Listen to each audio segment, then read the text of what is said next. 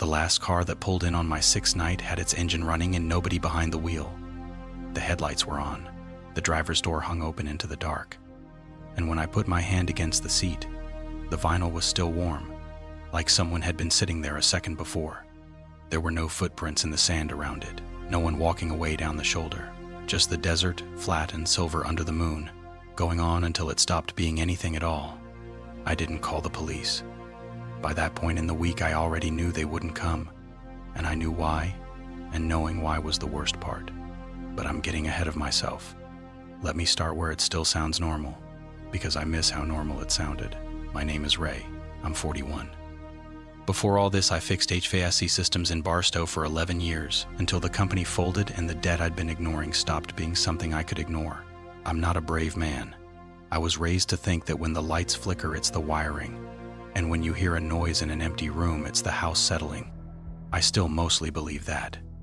I need you to understand that about me before I tell you the rest, because I know how it's going to sound. I took the job because it was the only one that called me back. It's a small place, 70 miles out on a stretch of the Mojave most people only cross at night to beat the heat. A gas island, a low cinder block building with restrooms and vending machines and a counter, and a lot where truckers sleep. No town for 40 miles in either direction. Just the road, the mountains that never get closer, and a sky so full of stars it looks like a mistake. The man who hired me was named Cole. He'd run the place 19 years and moved like every one of them was still on his shoulders. He walked me through it all. Register, coffee machine, breaker box, the little office in back with a cot for the long nights. He was patient and quiet, and he didn't waste words. I liked him. I want that clear because of what happened later. At the end, he took a laminated card out of the desk drawer and set it on the counter between us. And something in the way he did it made me pay attention.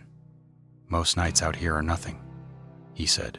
"You'll be bored out of your mind. That's the job. Bored is good." He tapped the card. "But there are 6 shifts you need to know about. 6 situations. They don't come in order and they don't come every week. But over a long enough stretch, you'll see all of them. When you do, you follow this card exactly. You don't improvise. You don't get creative." I picked it up. Handwritten, laminated so many times the edges had gone soft and yellow. 6 lines. I almost laughed, because they read like a prank you play on the new guy. Cole wasn't smiling. "Read them out loud," he said. So I did. *1. If a car parks at the far edge of the lot with its engine running and no one gets out, don't approach it. Turn off the outside lights for 10 minutes. When you turn them back on, it'll be gone. *2. Sometimes a family comes in around 3:40 in the morning. A man, a woman, a little girl. They buy the same 4 things. Ring them up. Don't talk to them. Whatever the girl says to you, you say, "Safe travels," and nothing else. *3. If someone in the last bathroom stall asks you the time, you can tell them once, never twice. *4. The old CB radio in the office turns on by itself some nights. You can listen. You cannot answer. No matter whose voice it is, you do not key that microphone. *5. A man will ask directions to Halloran Springs by the old road. Tell him the road is closed. Don't tell him it's gone. *6. On your 6th shift, and only your 6th, someone you know is going to come through that door. Ring them up like anyone else. Say "Safe travels." Do not follow them out to the lot. I set the card down, still hunting for the joke. And what happens if I don't do these exactly? Cole looked at me a long moment. He had pale eyes, the kind that come from 20 years of staring at bright empty distance. "Then they stay," he said. He didn't explain what that meant. He put the card back in the drawer, told me my first shift was Thursday, and left. And I stood in the empty building with the coffee machine gurgling and decided the old man had spent too long alone in the desert. That's how sure I was. I'd like to go back and shake myself. The first shifts were nothing, just like he promised. I read paperbacks and drank the terrible coffee and watched trucks pull in and out. Around 2 one morning, I heard a knock from the men's room. 3 knocks, spaced out, patient, and my whole body went cold. And then I laughed at myself, because of course it was the pipes. I didn't go check. On the early nights, I still had the option of being a coward, and I took it. By the third shift, I'd half convinced myself the card was just something the old-timers used to watch the new hire jump. Then came the fourth night, and the family. It was 3:40, almost to the minute. The bell over the door rang, and there were 3 people walking in out of the dark, and there was no car in the lot. That's the thing I noticed first. No headlights had swept the window. No engine had cut off outside. They just came in like the desert had set them down at the door. A man, a woman, a little girl. The man in a windbreaker of a style people stopped wearing a long time ago. The girl was maybe 7, in a yellow dress. Her hair in 2 careful braids like someone had done them that morning with a lot of love. They didn't look at me. They moved through the aisles slow and certain like they'd done it 100 times. And they picked up 4 things. A gallon of water. A paper road map off the dusty rack nobody buys from anymore. A pack of powdered donuts. A disposable camera. They set them on the counter, and here's what I can't shake. Everything they set down was gray. Not gray-colored, but drained. The way an old photograph is gray. Like the color had been pulled out of just those 4 things and nothing else in the store. When I reached for the water, I felt cold coming off it. Cold like a freezer. Cold like the inside of a well. I remembered the card. My hands were shaking, but I rang them up. The man paid with bills so soft they felt like cloth. Then the little girl looked up at me. Brown eyes, kind, and the loneliest thing I have ever seen. She looked at me like she was trying to remember where she knew me from. "Are we almost there?" she asked. Every part of me wanted to kneel down and say asterisk almost, sweetheart almost. Asterisk, but I heard Cole's voice, and I said the only thing I was allowed to. Safe travels. Something in her face let go.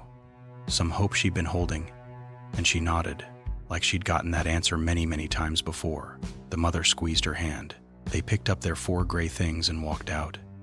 And the bell rang, and I came around the counter fast and looked through the window. The lot was empty. No car. No people. Just the lights buzzing over the concrete and the road and the dark. I want to tell you I quit that night. But by morning, with the coffee hot and a friendly trucker complaining about the price of diesel, the fear gets small and stupid feeling, so I built a wall of explanations. Sleep deprivation. A vivid dream at the deadest hour of the night. And I went home and slept and came back, because the debt was real. And a man who owes what I owed learns to walk past a lot of things that should stop him cold. Over the next weeks, the other shifts found me, one at a time. There was the man who came to the counter near dawn and asked, very politely, for directions to Halloran Springs by the old road. He had dust on his shoulders like he'd been walking a while. I told him the road was closed. Just closed, like the card said.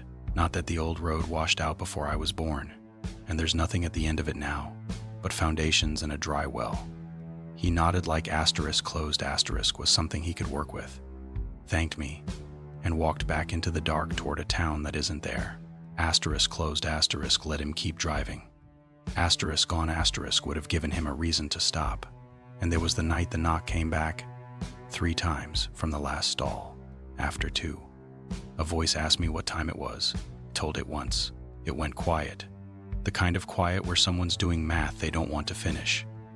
Then it asked again. That's when I understood why you only answer once. The first time you're telling a stranger the time. The second time you're telling them how long they've been in there. I walked out and didn't go back until the sun was up. The stall was empty. It's always empty. The lock's been broken since before Cole started. I need to tell you about my brother now. I've been putting it off, the same way I put it off for 12 years. His name was Marcus. 4 years younger and the good one. Called our mother every Sunday, remembered birthdays. Never let a debt sit. When we were kids, I was supposed to look out for him. Mostly I did. 12 years ago, he was driving home from Vegas across the Mojave at night, on this stretch of this highway. He called me around 1 in the morning. I've since understood it was from asterisk, this asterisk rest stop. Though I didn't let myself think about that when I took the job. He was tired. He asked if he could crash at my place in Barstow instead of driving all the way through, and I was tired too. And there was some stupid thing between us that week I can't even remember now. I told him no. Get a motel. See at Mom's. He didn't get a motel. He kept driving. Somewhere past mile marker 140 he fell asleep, and his truck went off the road and rolled. and a patrolman found him at dawn. I was the last person he talked to. The last thing I ever said to my brother was to figure it out himself. I never told anyone that part. Not our mother, not my daughter, who only knows Uncle Marcus died in a car accident, which is true, technically completely true. I carried it alone for 12 years, the way you carry a stone in your shoe if you never take the shoe off. Then the only place that called me back was a rest stop on the Mojave Highway, and I told myself the location didn't mean anything. Everything means something. Everything you think you've walked away from is just waiting on a road you'll have to cross again. The fifth shift was the radio. I was dozing on the cot around 3 when it clicked on by itself. The hiss of it coming alive, then voices, faint, drifting in and out the way CB voices do, ordinary chatter at first, a way station, somebody's kid's baseball, and then, under the static, so soft I had to hold my breath to catch it, a voice said my name. Asterisk Ray. Ray, you there? Come on, pick up. It's late and I'm beat, man. Can I just crash at your place? Asterisk, I knew that voice. I've known it my whole life. It was Marcus, tired and easy. The way he'd sounded that last night, expecting me to say yes, and every cell in my body lunged for that microphone. My hand was on it. My thumb was on the key. I could have said asterisk yes. Yes, come to my place, I'm sorry, of course you can asterisk. The answer I've wanted to give him for 12 years. But the card said asterisk, no matter whose voice it is. Asterisk, and I understood, kneeling there with my thumb shaking against that button, that whoever wrote the card had knelt exactly here, hearing exactly the voice they most wanted to hear, and had learned the hard way what happens if you answer. Because if I answered, he'd have somewhere to come. He'd stop being a voice on the radio and start being a man walking in out of the desert with the color drained out of him, tired forever, on a drive that never ends. If I answered, he'd stay. I took my hand off the microphone. I've done a lot of hard things, but nothing harder than that. Sitting on the floor of that office while my brother's voice called my name into the static and got no answer. The same way I gave him no answer 12 years ago. After a while, the radio hissed and went dead, and in the silence I understood a piece of it, not all of it. I don't think anyone gets all of it, not haunted. That's a word for houses. This was something the road did. Every rule on that card was the same rule wearing a different coat. Don't approach. Don't talk. Don't answer. Don't give them the thing they're reaching for, because the moment you do, they understand they can stop here, and they stop. That was the whole job underneath the coffee and the diesel. Not to keep them. To love them enough to let them keep going. Out into a dark I've never once been able to make myself picture. And my 6th shift was the next night. Asterisk on your 6th shift, and only your 6th, someone you know is going to come through that door. Asterisk Forrest knew who it would be. I'd known since the radio. Called in sick. I sat in my apartment in Barstow with the phone in my hand, and Cole answered on the first ring like he'd been waiting. You have to come in, Ray. You especially. If you don't work it, someone else does, and they don't know him. You know him. It has to be you. You know who's coming, I said. I can't. A long quiet, then flat and sanded down. 19 years ago it was my wife. 6th shift, first week, and I didn't know the rules yet. The man training me quit before he finished. I talked to her, Ray. I told her I loved her. I begged her to stay. A pause. Some nights I still see her car at the far edge of the lot, engine running. I kill the lights 10 minutes like the card says, and she's gone. I used to call that mercy. It's a leash. She's been circling that lot for 19 years because I couldn't say goodbye. His voice didn't shake. Come in. Do the one thing I couldn't. I came in. I got there at 11, and it was the longest night of my life. Longer than the night Marcus died. I watched the clock crawl. A trucker bought coffee and told me a joke, and I must have laughed, because he left happy, but I don't remember the sound of it. Every time the bell rang, my heart went sideways, and it was only a driver, only a stranger, and the relief each time was worse than fear, because it just meant asterisk not yet. Asterisk outside, the dark had stopped feeling like distance, and started feeling like something leaning against the glass. Twice I caught myself watching the far edge of the lot for headlights that weren't there. By 3, I couldn't sit. I stood behind the counter with both hands flat on it, and I waited. And the building was so quiet I could hear the second hand on the wall clock, and I swear it slowed as it climbed toward 3.40. At 3.40, the bell over the door rang. I made myself look up. It was Marcus. He looked exactly the way he had the last time I saw him alive, at our mother's kitchen table. 31 years old, sunburned from a fishing trip, a smile that took up his whole face. He was in the gray now, the color drawn out of him, but it was him. It was my brother. And he walked up to the counter and smiled at me like no time had passed at all. "Hey," he said. "Man, am I glad this place is open. I've been driving forever." And every plan I had fell apart. Because it's one thing to know the rule at your kitchen table, telling yourself you'll be strong. It's another when the person you failed, the person you've apologized to inside your own head every day for 12 years, is standing 3 feet away, happy to see you, asking a simple question with a smile. He set 4 gray things on the counter: water, a road map, powdered donuts, he always had a sweet tooth, and a disposable camera, and that one broke my heart, because Marcus was always the one at every family thing with a camera, keeping us. He was reaching for one more picture, one more piece of being alive. "Ray?" His smile flickered because I was crying and I hadn't rung anything up. "Hey, you okay?" I opened my mouth to say asterisk safe travels. Asterisk, that was all I had to do. 2 words and he'd move on. Out the door. Free. But there were other words in the way. The ones I'd been carrying for 12 years. And I understood this was the real thing the rest stop was asking of me. Not just to say a script. To finally say the true thing to his face, out loud, and let him go anyway. "Marcus, I'm sorry." He tilted his head. "For what, man?" "That night, you called me and you were tired, and you asked if you could crash at my place, and I said no. I said figure it out yourself." I could barely see him. "If I'd said yes, you'd have stopped driving. And you didn't." His face changed. The easy smile faded, and underneath it was something older. The same ancient thing the girl in the yellow dress had under her 7-year-old face. He looked at me like a brother who'd known all along, on some level, that the drive was over, that he'd been going around and around a long, dark loop, looking for the one thing that would let him rest. "Ray," he said, very gently. "It wasn't your fault. I was tired. I made the call to keep going. That was me."